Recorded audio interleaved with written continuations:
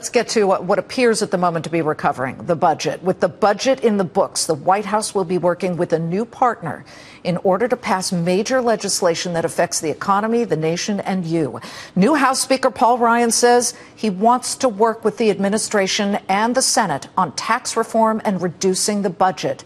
But he has also said immigration reform off the table under President Obama. It's just not going to happen. Here to tell us, though, how the White House, if the White House will work with its new partner with a history of bipartisan deal-making, is former White House Press Secretary Dana Perino. Great to have you. I'm glad to be on. It's my debut on Closing Bell. On Countdown to the Closing Bell, and we're thrilled you're here because you have been a real expert at figuring out the way forward, which is the title of Ryan's book, needless to say. But does he work with the White House? Will it work? Are you hopeful that we'll see some bridge building on important issues? I think there's a few things. One, I am so pleased that Paul Ryan has decided to take the mantle, run for the speakership, and I think earn the trust of his colleagues. This is a guy who, even from the very beginning, when he first ran for Congress, he didn't seek the office. He actually was recruited into it. Again, pushed into the vice presidential candidacy when Romney came to him.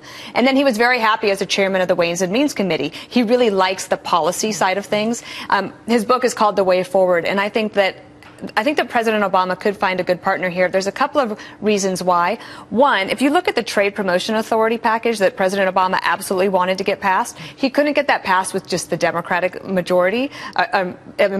So they had to have some Republican support. They actually ended up with a lot of Republican support, and part of that was because Paul Ryan was able to be persuasive with his colleagues. Paul Ryan also worked with the Democrats to get the budget deal passed the last time. It doesn't always please the people that he has to please on the right, but he worked with Patty Murray, the senator from Washington State, the Democrat, and they actually were able to get it together. Well, his theory back then was, we both realized, he and Patty Murray both realized, we weren't going for touchdowns, we were going for first downs. So you can get closer together. What matters to our viewers is the tax code, maybe lowering the corporate tax rate, for example. Now, President Obama wanted it lowered to 28%.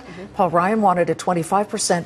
I mean, this is easy, 26.5%. Why can't we get this together? You would think that reasonable people could come to that. But I think, actually, that the Republicans would be more willing to do so than the Democrats. But here's the truth.